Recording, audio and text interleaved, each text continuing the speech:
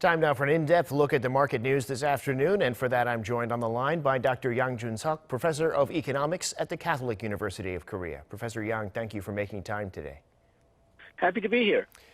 Well, as we just heard, Korean stocks today down over 5%. On Wall Street, the Dow closed last Friday down another 4.5% and is looking at a sharply lower open on Monday. What's the story in the global stock markets today? Okay, well, let's start with the U.S. market. The U.S. Market started really falling right after the Fed's two rate cuts, ironically.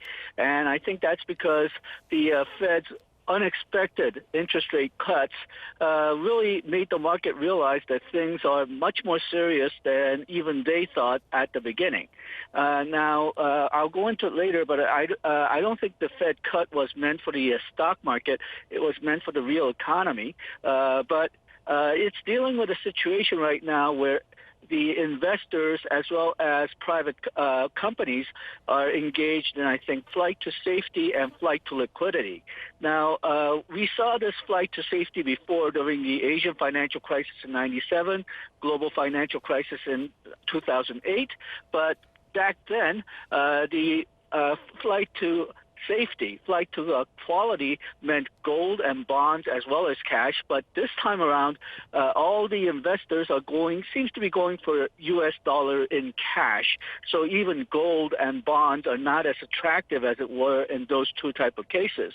So what we're saying is that the investors mostly are switching to cash, and the long-term investors, I think, are just ignoring this because, well, they cannot adjust to such rapid changes. And what we're seeing right now is very short-term traders who are basically selling on the day that it goes up and buying on the days after it goes down. We're seeing a very rapid turnover. I don't think this is representative of the market, a normal market. So I think it basically means that we're in a panic. Now, as I mentioned before, the Fed's rate cut was not meant for the stock market. I think it was meant for the real economy, businesses which are in risk of fall in demand. And because the U.S. companies are very highly indebted right now, they're very afraid of the credit crunch, which is partially the reason why the Fed started QE again, quantitative easing again, and they even reduced the reserve requirement ratio to 0.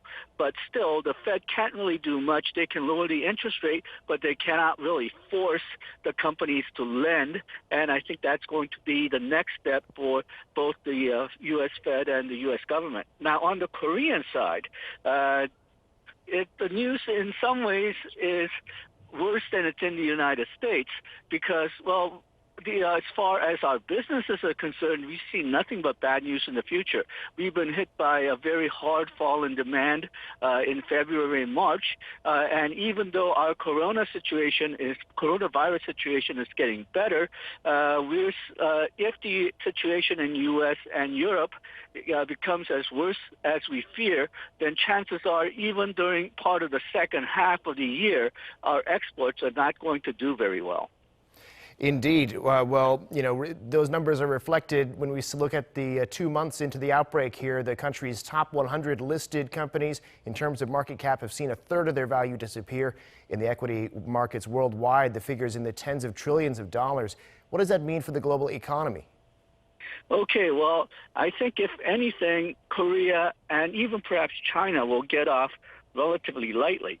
And that's because, well, Korea's economy as well as the Chinese economy has been paralyzed because of the coronavirus. But if you look at the numbers, only about 0.006% of Chinese population reportedly caught the coronavirus.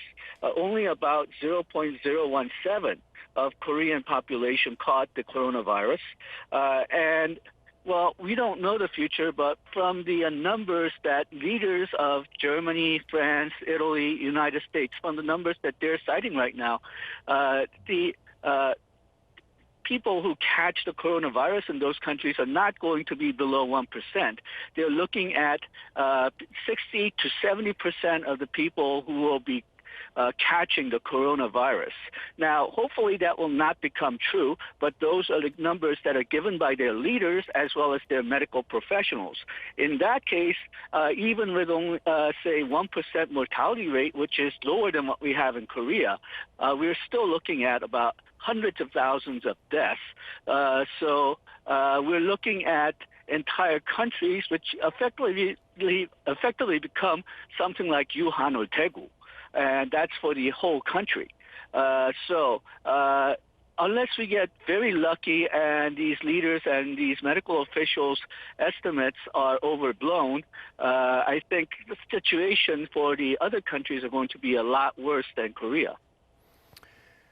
Wow. Well, in other news, we see the U.S. and Korea last week initiating a new currency swap deal that seemed to give a quick boost to the won. But if you look at it today, it's still very much on the weak side. What's the swap designed to do, and is it working?